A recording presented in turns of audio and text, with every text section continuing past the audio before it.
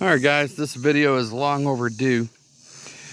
This is a 2000 Ford Excursion, and the issue I had was my transmission seemed to be giving me problems. I'd be coming to a stoplight, it almost wanted to die, wouldn't shift right, and it was throwing a code that was a speed sensor code. On this transmission in the 2000, they had one speed sensor for half the year, and then they put a second speed sensor on it on the second half of manufacturing.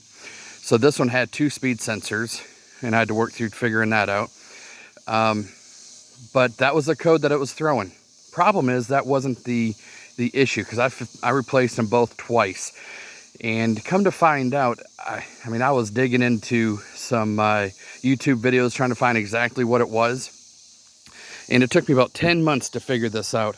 And I found one obscure video talking about somebody testing the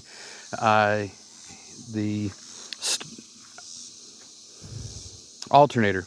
So what was happening is the alternator was throwing a spike current to the computer system.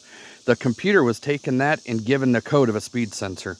I had no idea. So I was like, well, you know what? This truck had 225,000 miles on it. So I was like, maybe it's time. It was the original alternator on the truck. So I went ahead and replaced that alternator, and I did that at 225,000 miles. I've got 250,000 miles on the truck now, and this thing drives and shifts like a dream. So that's the issue that I had, thinking maybe it was my transmission.